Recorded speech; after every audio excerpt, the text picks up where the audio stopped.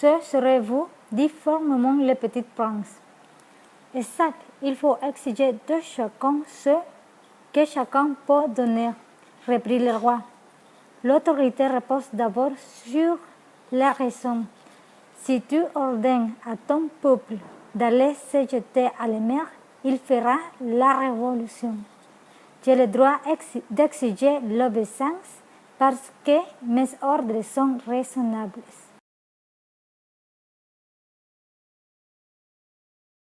S'il vous plaît, dessine-moi un mouton. Quand le mystère est trop impressionnant, on n'ose pas désobéir. Aussi absurde que cela me sembla, à 1000 milles de tous les endroits habités et en danger de mort, je sortis de ma poche une feuille de papier et un stylographe. Mais je me rappelai alors que j'avais surtout étudié la géographie, l'histoire, le calcul et la grammaire. Et je dis au petit bonhomme, avec un peu de mauvaise humeur, que je ne savais pas dessiner. Il me répondit « Ça ne fait rien, dessine-moi un mouton ». Chaque jour, j'apprenais quelque chose sur la planète, sur le départ, sur le voyage. Ça venait tout doucement, au hasard de réflexion. C'est ainsi que, le 3e jour, je connus le drame des baobabs. Cette fois-ci encore, ce fut grâce au mouton, car brusquement, le petit prince m'interrogeait, comme pris d'un doute grave.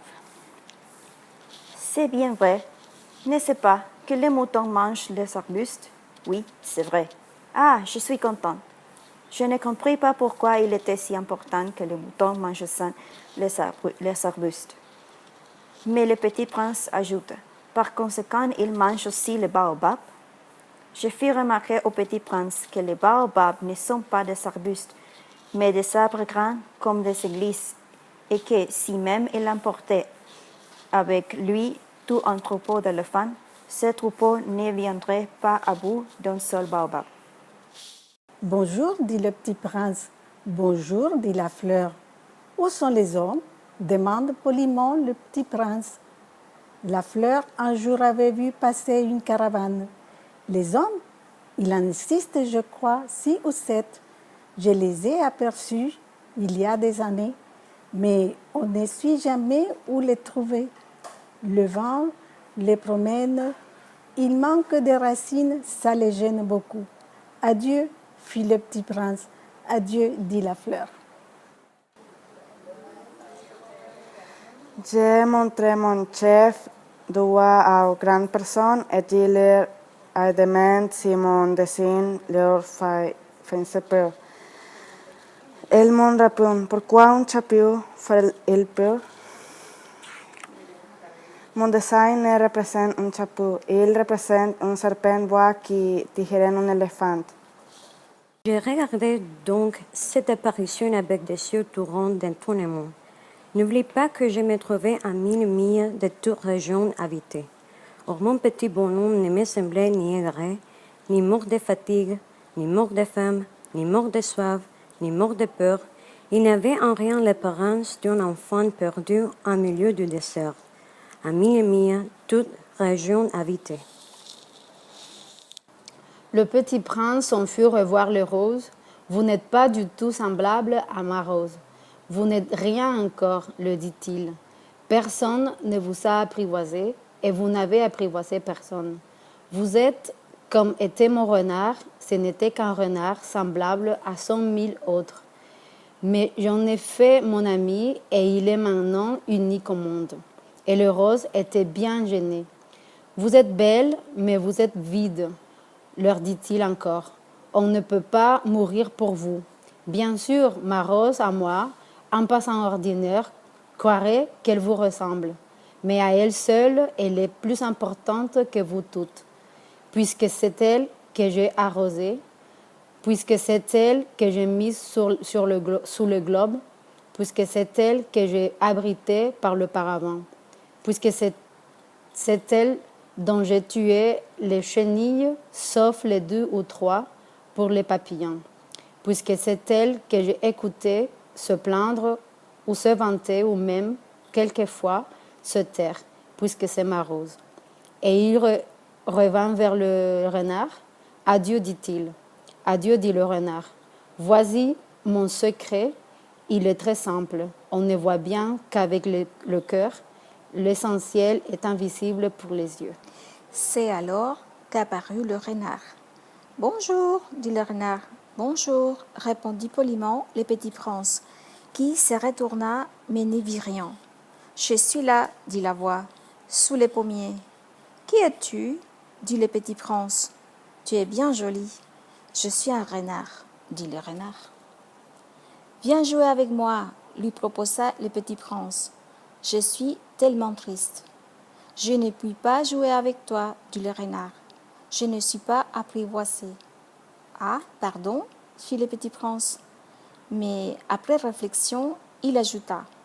« Qu'est-ce que signifie apprivoiser ? » « Tu n'es pas d'ici, dit le renard. »« Que cherches-tu ? » ?»« Je cherche les hommes, dit le petit prince. »« Qu'est-ce que c'est apprivoiser ? » Les hommes, dit le renard, ils sont des fusils et ils chassent. C'est bien gênant. Ils élèvent aussi des poules.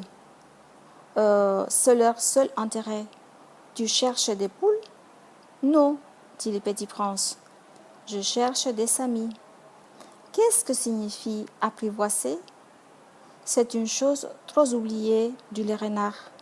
Ça signifie créer des liens. Créer. Ah, petit prince, j'ai compris.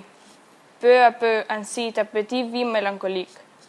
Tu n'avais eu longtemps pour distraction que la douceur des couchers de soleil. J'ai appris ce détail nouveau, le 4e jour au matin, quand tu m'as dit « J'aime bien les couchers de soleil. Allons voir un coucher de soleil. » Mais il faut attendre. Attendre quoi ? Attendre que le soleil se couche. Tu as eu l'air très surpris d'abord, et puis tu as ri de toi-même, et tu m'as dit « Je me crois toujours chez moi. » Et maintenant, bien sûr, ça fait 6 ans déjà. Je n'ai jamais encore raconté cette histoire. Les camarades qui m'ont revu ont été bien contents de me revoir vivant. J'étais triste, mais je disais « c'est la fatigue ». Maintenant, je me suis un peu consolée, c'est-à-dire pas tout à fait. Mais je sais bien qu'il est revenu à sa planète, car au lever du jour, je n'ai pas retrouvé son corps. Et ce n'était pas un corps tellement lourd. Et j'aime la nuit écouter les étoiles. C'est comme 500 millions de grelots. Mais voilà qu'il se passe quelque chose d'extraordinaire. La muselière que j'ai dessinée pour le petit prince, j'ai oublié d'y ajouter la courroie de cuir. Il n'aura jamais pu l'attacher au mouton. Alors je me demande, que s'est-il passé sur sa planète ? Peut-être bien que le mouton a mangé la fleur. Tantôt je me dis, sûrement non, le petit prince enferme sa fleur toutes les nuits sous son globe de verre et il surveille bien son mouton. Alors je suis heureux. Et toutes les étoiles rient doucement. Tantôt je me dis, on est distrait une fois ou l'autre et ça suffit. Il a oublié un soir le globe de verre ou bien le mouton est sorti sans bruit pendant la nuit. Alors les grelots se changent tous en larmes. C'est là un bien grand mystère. Pour vous qui aimez aussi le petit prince, comme pour moi, rien de l'univers n'est semblable si quelque part on ne sait où, un mouton que nous ne connaissons pas, a oui ou non mangé une rose. Regardez le ciel, demandez-vous, le mouton, oui ou non, a-t-il mangé la fleur ? Et vous verrez comme tout change. Et aucune grande personne ne comprendra jamais que ça a tellement d'importance.